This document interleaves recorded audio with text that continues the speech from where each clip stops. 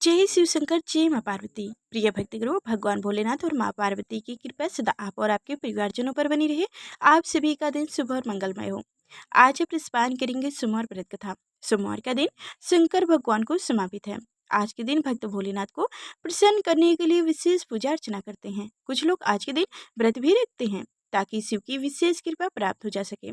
बाबा भोलेनाथ के आशीर्वाद के लिए आप भी सोमवार का व्रत कर रहे हैं तो शिव व्रत कथा को पढ़कर या सुनकर इस उपवास को पूरा करें। तो आइए सुनते हैं सोमवार व्रत कथा।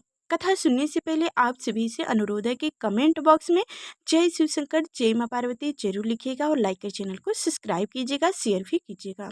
तो चलिए ध्यान पूर्वक कथा को सुनिए। प्राचीन समय में एक नगर में एक धनवान साहूकार रहता था, जिनके घर में किसी प्रकार की कोई कमी नहीं थी, परंतु उसका कोई पुत्र नहीं था, जिस कारण वह काफी दुखी रहता। उसे दिन रात यही चिंता सताती रहती कि ऐसे में वह पुत्र पाने की कामना के लिए हर सोमवार भगवान शिव जी का व्रत और पूजन किया करता था और शाम के समय शिव मंदिर में जाकर के भगवान शिव के सामने दीपक जलाता था। उसके उस भक्ति भाव को देखकर देवी माँ पार्वती ने शिव जी से कही कि यह साहूकार आपका बहुत बड़ा भक्त है और सदैव आपका व्रत और पूजन बड़ी श्रद्धा के साथ करता है। इसकी मनोकामनाओं को पूर्ण करनी चाहिए। शिव जी ने कहा, हे पार्वती, यह संसार कर्म क्षेत्र है और जैसे किसान खेत में जैसा बीज बोता है वैसे ही फल काटता है, उसी तरह इस संसार में व्यक्ति जैसा कर्म करता है वैसा ही फल भोगता है। पार्वती जी ने अत्यंत आग्रह से कहा, प्रभु, जब यह आपका इतना बड़ा भक्त है और इनको और किसी भी प्रकार का दुख है तो उससे अवश्य दूर करना चाहिए, क्योंकि आप सदैव अपने भक्तों पर दयालु होते हैं और इनके दुखों को हमेशा दूर करते हैं। यदि आप ऐसा नहीं करेंगे तो मनुष्य आपकी सेवा एवं व्रत क्यों करेंगे। पार्वती जी के ऐसे आग्रह पर शिव जी बोले, हे पार्वती, इनके कोई पुत्र नहीं है, इसी चिंता में यह अत्यंत दुखी रहता है। इनके भाग्य में पुत्र ना होने पर भी मैं इनको पुत्र की प्राप्ति का वरदान दे सकता हूँ, लेकिन यह पुत्र केवल 12 वर्ष तक जीवित रहेगा। इसके पश्चात वह मृत्यु को प्राप्त हो जाएगा। इससे अधिक तो मैं भी कुछ और इसके लिए नहीं कर सकता। यह बात साहूकार सुन रहा था। इससे उनको ना तो प्रसन्नता हुई और ना ही कुछ दुख हुआ। वह पहले की तरह ही शिवजी महाराज का व्रत और पूजन करता रहा। कुछ समय व्यतीत हो जाने पर साहूकार की स्त्री गर्भवती हुई और 10वें महीने में उसे अति सुंदर पुत्र की प्राप्ति हुई। साहूकार के घर में बहुत खुशी मनाई गई, परंतु साहूकार ने इसकी केवल 12 वर्ष की आयु जानकर अधिक प्रसन्नता प्रकट नहीं की और न ही किसी को यह भेद बताया। जब वह बालक 11 वर्ष का हो गया तो उस बालक की माता ने उनके पिता से विवाह आदि के लिए आग्रह किया तो वह साहूकार कहने लगा कि अभी मैं इसका विवाह नहीं कर सकता, अपने पुत्र को काशी पढ़ने के लिए भेजूंगा। फिर साहूकार ने बालक के मामा को बुलाकर उसको बहुत सा धन दिया और कहा, तुम इस बालक को काशी पढ़ने के लिए ले जाओ और रास्ते में जिस स्थान पर भी जाओ यज्ञ कराओ, ब्राह्मणों को भोजन अवश्य कराते जाना। फिर वह दोनों मामा भांजे यज्ञ कराते और ब्राह्मणों को भोजन कराते हुए काशी जी की तरफ रवाना हो गए। रास्ते में उनको एक शहर से गुजरा पड़ा।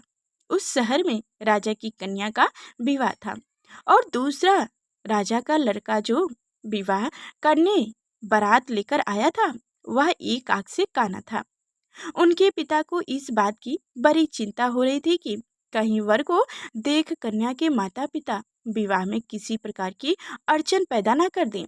इस कारण जब उनके अति सुंदर सेठ के लड़के को देखा तो मन में विचार बनाया कि क्यों ना दरवाजे के समय कन्यादान के समय इस लड़के से वर का काम चलवाया जाए। ऐसा विचार कर वर के पिता ने उस लड़के और उनके मामा से बात की तो वो राजा राजी हो गए। फिर उस लड़के को वर के कपड़े पहनाकर और घोड़ा पे चढ़ाकर दरवाजे पर ले गए और सब कार्य प्रसन्नता से पूर्ण हो गया। फिर वर के पिता ने सोचा कि यदि विवाह कार्य भी इसी लड़के के द्वारा कर लिया जाए तो क्या बुराई है।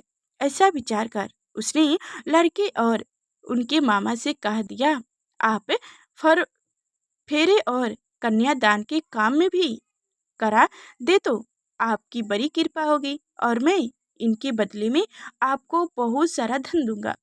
तो उन्होंने स्वीकार कर लिया और विवाह कार्य भी बहुत अच्छी तरह से संपन्न हो गया। परंतु जिस समय लड़का जाने लगा तो उसने राजकुमारी की चुन्नी के पल्लू पर लिख दिया कि तेरा विवाह तो मेरे साथ हुआ है, परंतु जिस राजकुमार के साथ तुमको भेजा जाएगा वह एक आंख का काना है और मैं काशी जी में पढ़ने जा रहा हूँ। लड़के के जाने के पश्चात उस राजकुमारी ने जब अपनी चुन्नी पर ऐसा लिखा हुआ देखा तो उनके राजकुमार के साथ जाने से मना कर दिया और कहा कि यह मेरा पति नहीं है, मेरा विवाह उसके साथ नहीं हुआ है, वह तो काशी जी पढ़ने गया है। राजकुमारी के माता पिता ने अपनी कन्या को विदा नहीं किया और बारात वापस चली गई। उधर सेठ का लड़का और मामा काशी जी पहुंचे।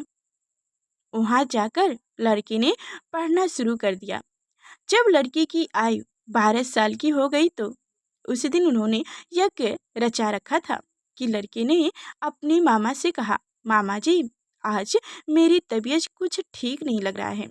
मामा ने कहा, अंदर जाकर सो जाओ और आराम करो। लड़का अंदर जाकर सो गया और थोड़ी देर के बाद में उनके प्राण निकल गए।